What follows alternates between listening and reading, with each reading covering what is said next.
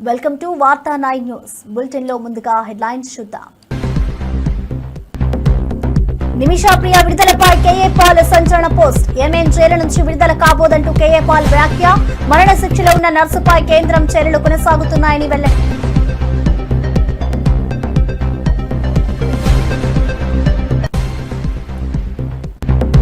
హరిహర వీరమల్లుపై కారుమూరి సునీల్ సంచలన వ్యాఖ్యలు. ప్రభుత్వం వచ్చింది, కావాల్సిన రేట్లు పెట్టుకుంటున్నామని గొప్పగా సాధించుంటూ చెప్తున్నారని వ్యాఖ్యలు. సినిమాల సంగతి సరే, మరి రైతుల పరిస్థితి ఏంటని ప్రశ్నించిన కారుమూరి.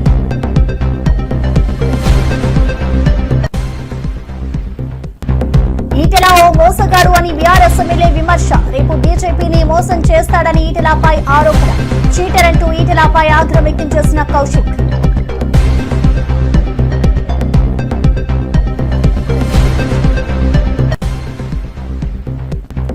ఎస్పీ రోహిత్ కుమార్ చౌదరిపై రెచ్చిపోయిన జెసి ప్రభాకర్ రెడ్డి. ఎస్పీ రోహిత్ ఓ అవినీతి అధికారి, నీపై ఫిర్యాదు చేస్తా, కేసు పెడతానని వెల్లడి. నేను నా కుటుంబ సభ్యులు నీకు వ్యతిరేకంగా పిఎస్ వద్ద ధర్నా చేస్తామని వ్యాఖ్య.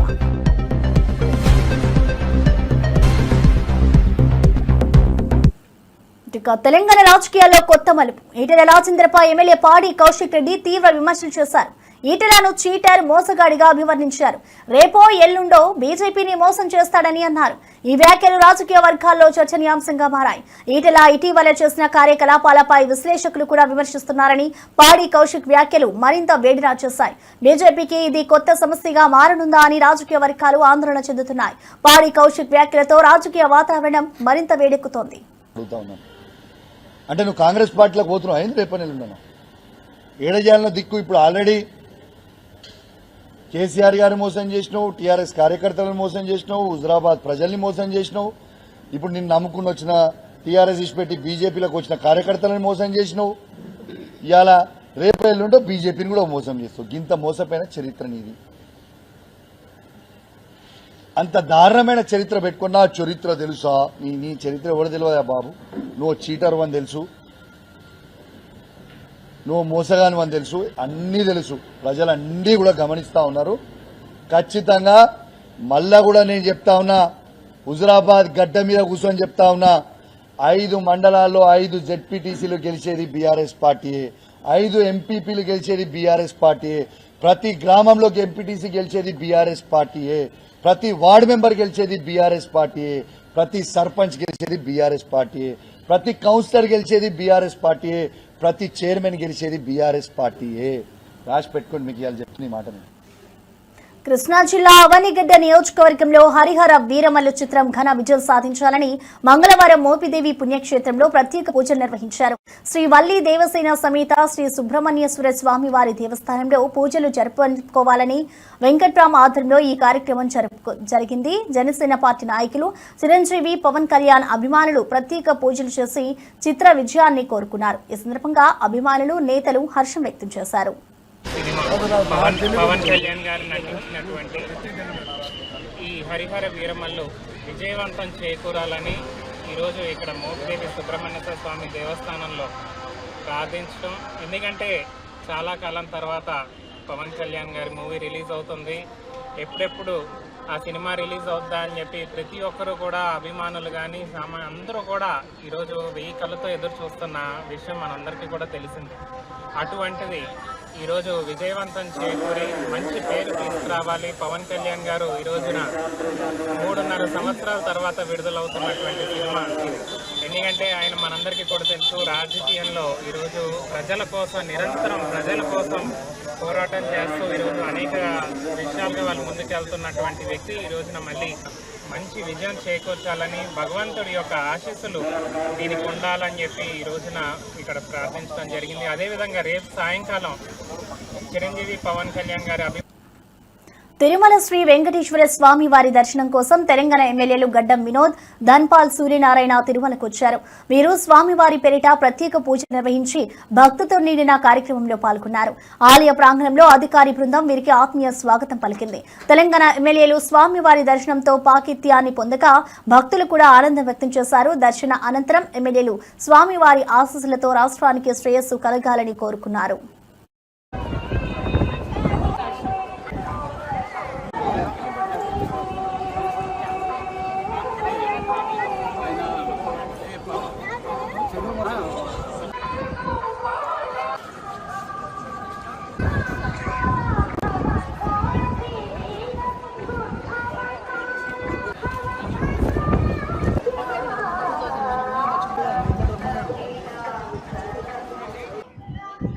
ఓం నమో వెంకటేశాయ నమః.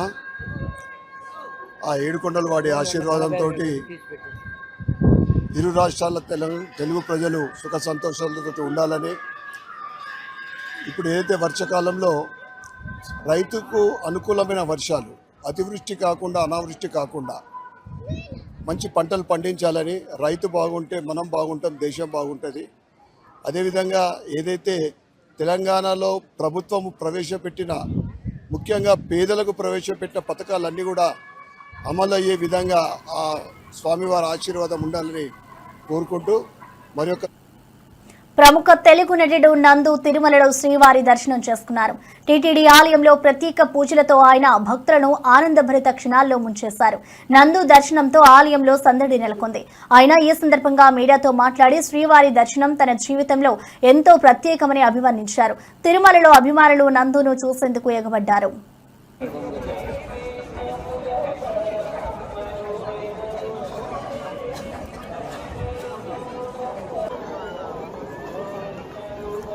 పెట్టు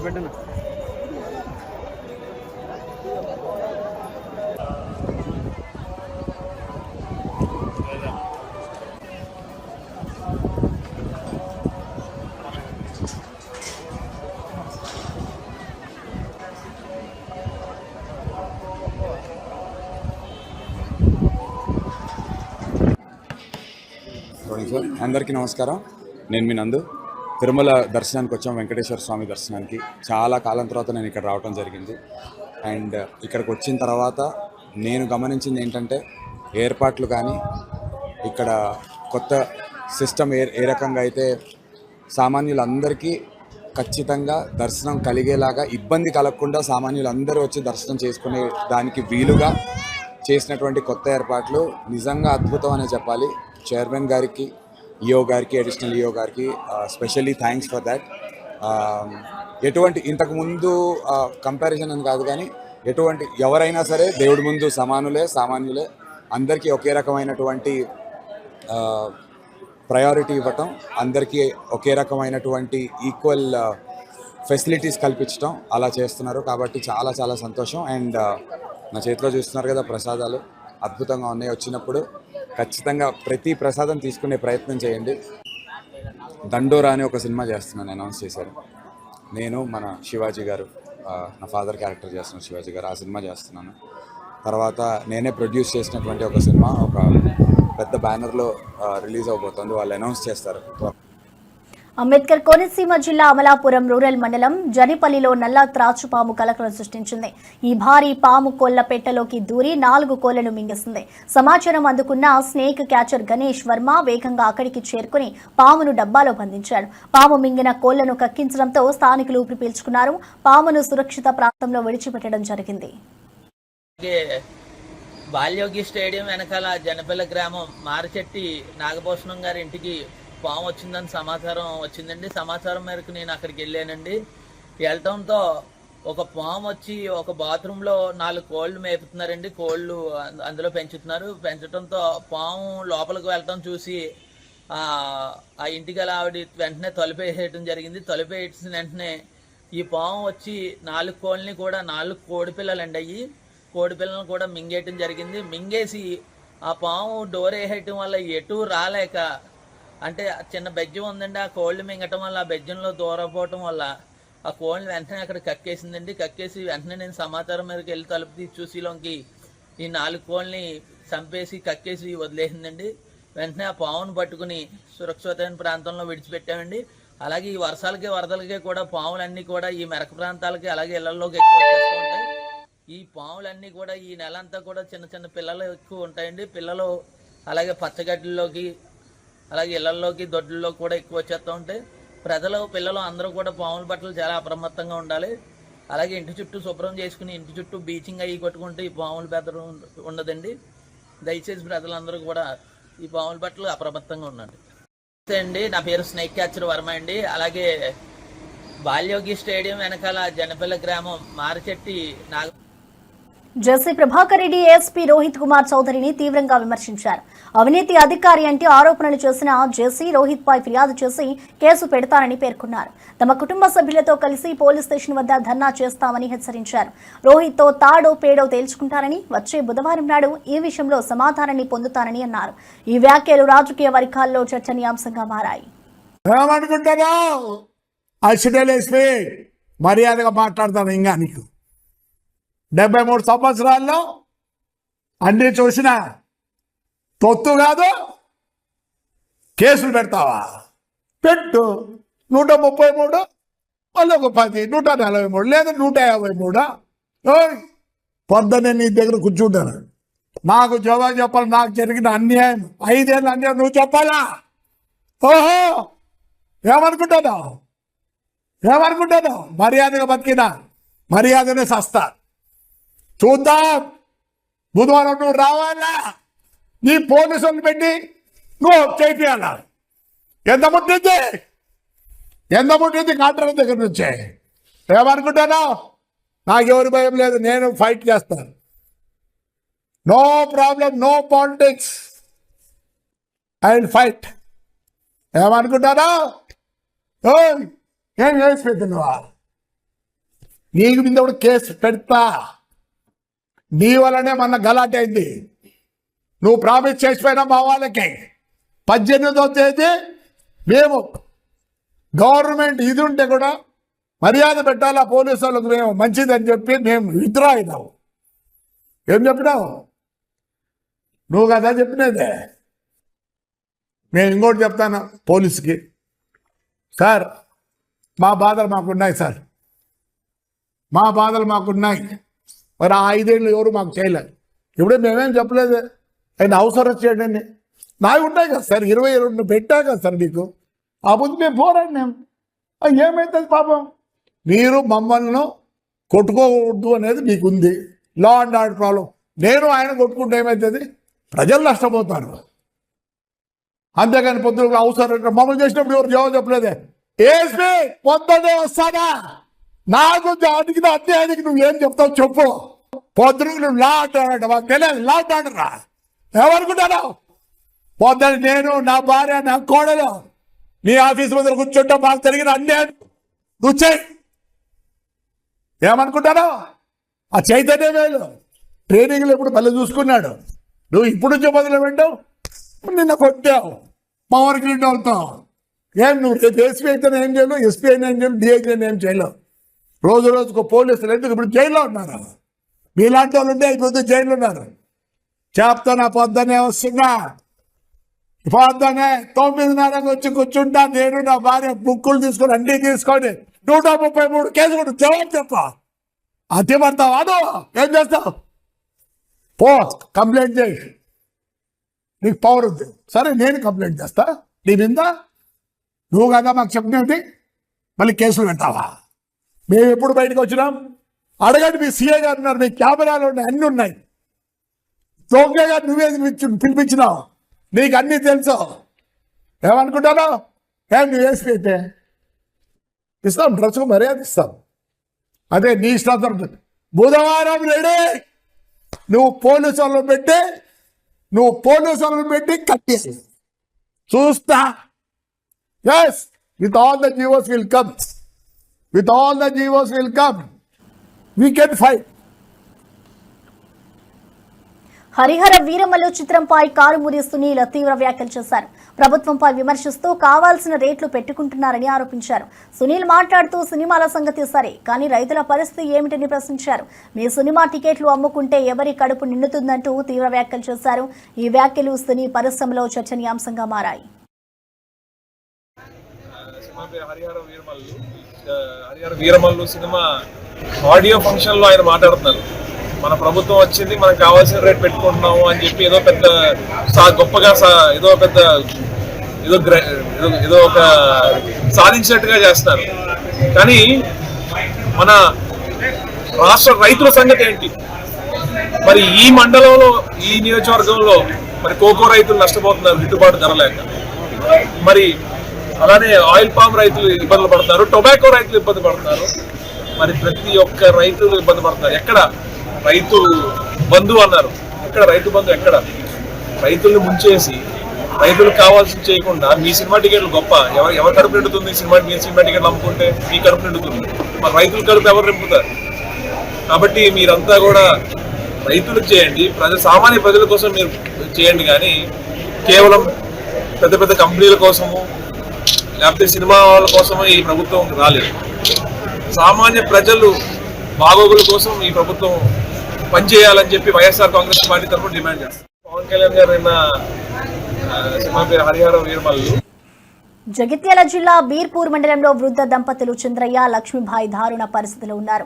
సతీష్ అనే మనవడు వారి ఇంటిని తన పేరు మీద రిజిస్ట్రేషన్ చేయించాలని వేధిస్తున్నాడు. రిజిస్ట్రేషన్ చేయకపోతే ఇంటి నుంచి గెంటిస్తానని బెదిరించాడు.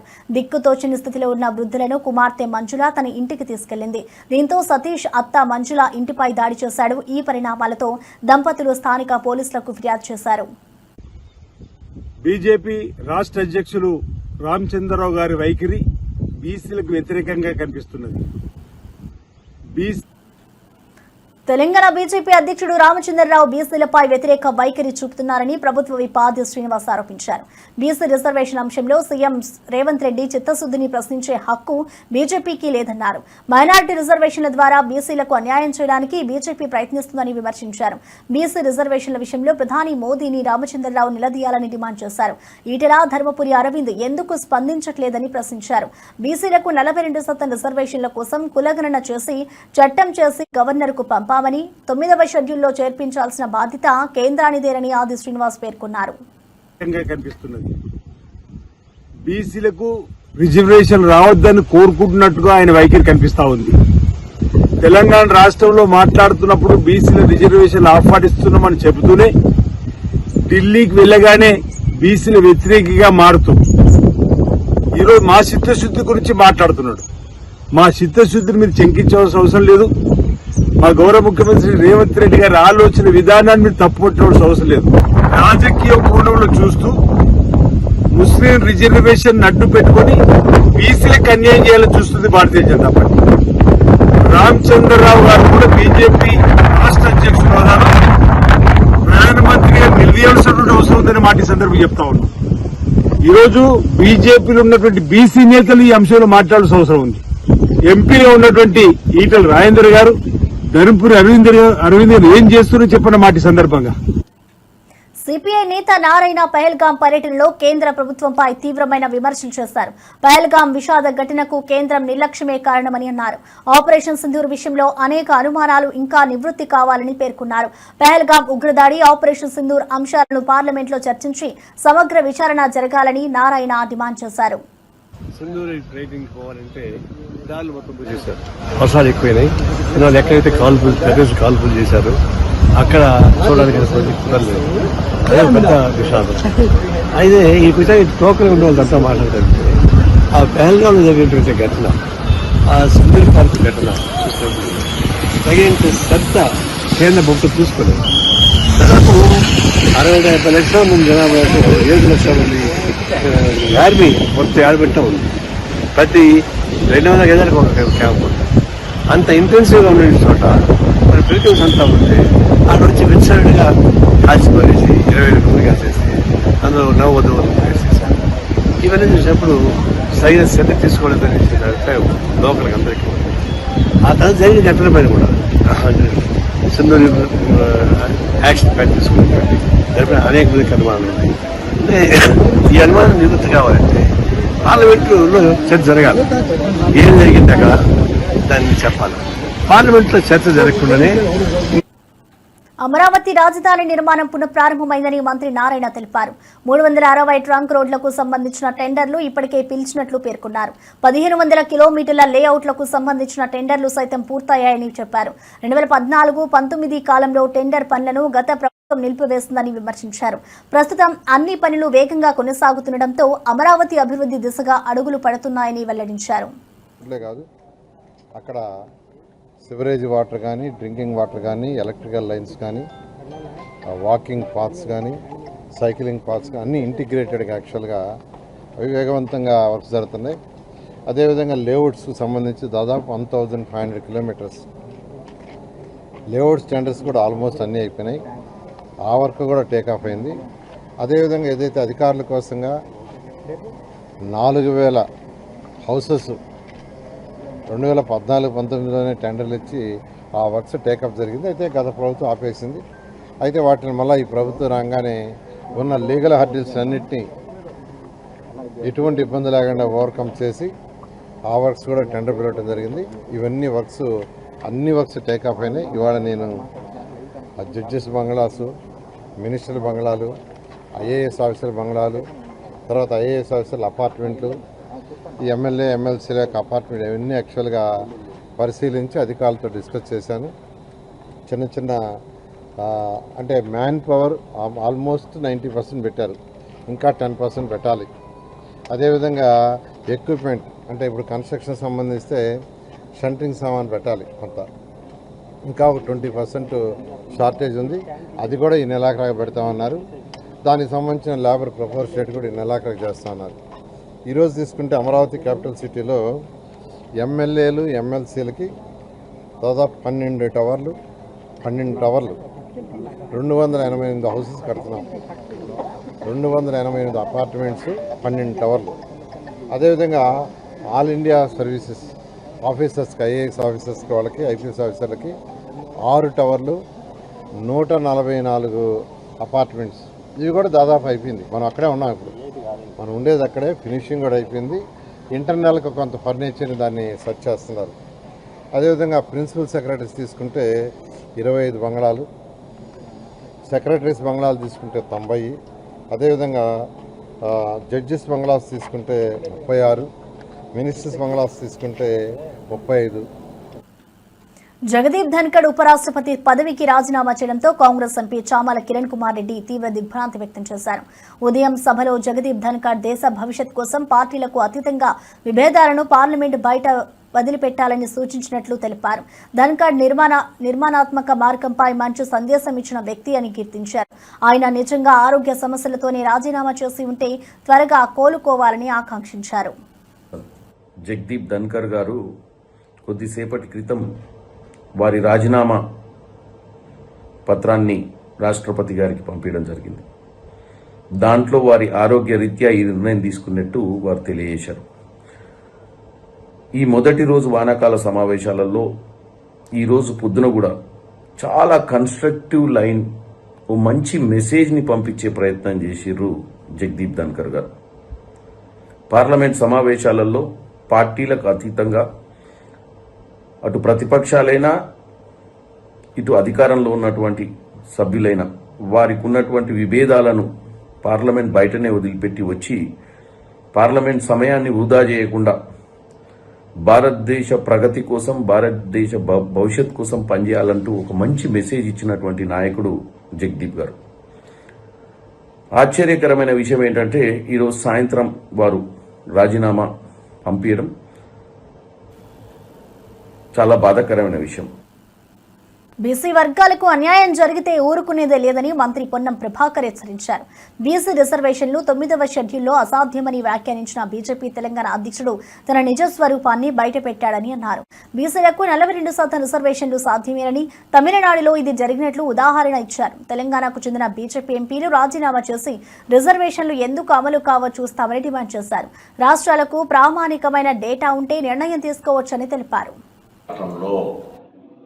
తెలంగాణ నుంచి ప్రాతినిధ్యం వహిస్తున్నటువంటి బీజేపీ ఎంపీలంతా రాజీనామా చేయండి, ఎందుకు రాదో చూస్తాం, లేదా దీన్ని సాధించి పెట్టండి. ఈరోజు సుప్రీంకోర్టులో ఇందిరా సహాని కేసులో చాలా స్పష్టంగా చెప్పినారు, రాష్ట్రాల్లో ఒకవేళ ప్రామాణికమైన సమాచారం ఉంటే, ఎంపైరికల్ డాటా ఉంటే తప్పకుండా రాష్ట్రాలు నిర్ణయం తీసుకోవచ్చని చెప్పినాయి. అందుకే రాష్ట్రం సర్వే చేసి శాసనసభ ఆమోదము, కేబినెట్ ఆమోదము, గవర్నర్ ఆమోదంతో ఢిల్లీలో ఉంది. ఇది కేంద్ర ప్రభుత్వం తీసుకోవాల్సిన నిర్ణయము. తప్పకుండా రాష్ట్ర ప్రభుత్వం కట్టుబడి ఉంది. 42% రిజర్వేషన్లకు ఎట్లయినా బరాబరుగా అధికారికంగా అమలు చేస్తాం. ఆనాడు మండల్ కమిషన్ చేస్తే కమండల్ అన్నది మీరే.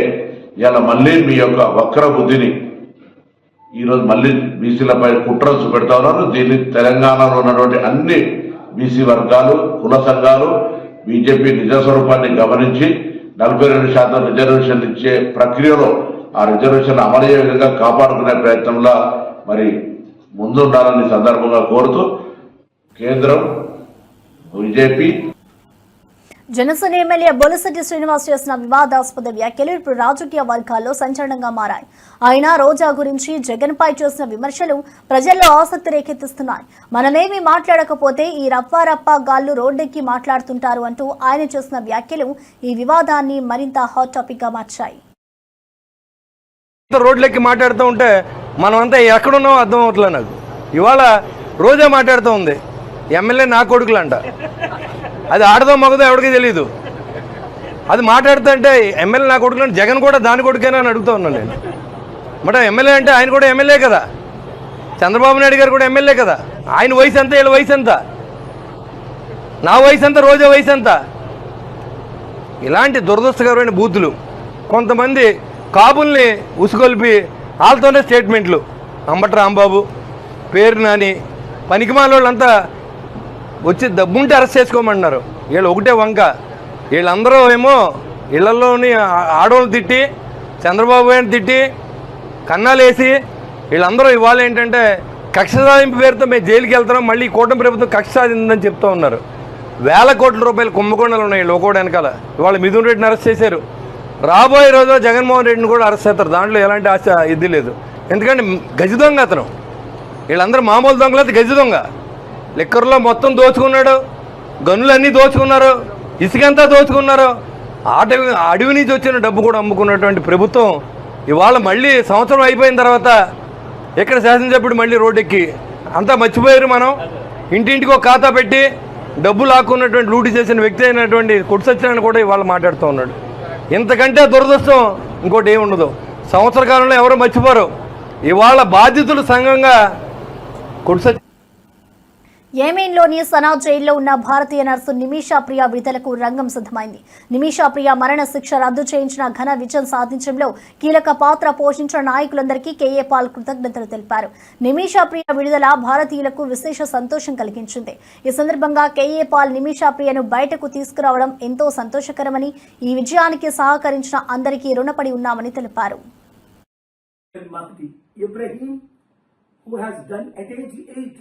Marvelous job, day and night for the last 10 days, and I want to thank all the leadership that is involved to make this a great success. That Nimisha Priya death is cancelled. By God's grace, she will be released and taken to India. I want to thank Prime Minister Modi ji for preparing to send, please, your diplomats to Oman, whichever side, and take Nimisha professionally, safely. And I want to thank Nimisha's mother, who stayed so faithfully in Sana, in that dangerous place. And her husband, Thomas, I spoke to, faithfully help him. President ఉత్తరం రాశాను. 12వ తారీఖు immediate గా call వస్తే chairman గారితో ఇక్కడికి వచ్చేసాను. 13 నుంచి continue meetings. 16ని తన్ను చంపేస్తారు అని అన్ని కన్ఫర్మ్ అయిపోయి మీడియాలో మనం చూసాం. కుటుంబం ఒప్పుకోలేదు, గవర్నమెంట్ ఒప్పుకోలేదు, ఎవరో ఒప్పుకోలేదు. అప్పుడు దేవుడికి ఏడ్చుకున్నాం కదా, ప్రార్థన చేశాం కదా, మీరందరూ ప్రార్థించారు. ముస్లిం లీడర్స్, మీరు అక్కడ ఉన్న క్రిస్టియన్ లీడర్స్, హిందూ లీడర్స్ అందరూ ప్రార్థించారు నిమిషా ప్రాణాన్ని కాపాడడం కొరకు. అలాగే అనేక ప్రాణాలు మనం కాపాడాలి, ఇదొకటే కాదు. కానీ దీని ప్రాముఖ్యత ఏంటి అన్నది తర్వాత మీకు అర్థమవుతుంది. ఇది ఎట్లా జరిగింది అన్నది మీకు తర్వాత అర్థమవుతుంది, ఇప్పుడు కాదు. ఇప్పుడు ఆ కుటుంబాన్ని అందరికీ నేను వందనాలు చెప్తున్నాను. ముఖ్యంగా మీడియా మిత్రులు, మీరే కానీ ఇది హైలైట్ చేయకపోతే నాకు తెలియకపోతే, అసలు నాకు తెలిసిందే ఢిల్లీలో ఒక సీనియర్ మోస్ట్ మన తెలుగు మీడియా మిత్రుల ద్వారా. మరిన్ని అప్డేట్స్ కోసం చూస్తూనే ఉండండి వార్తా 9 న్యూస్.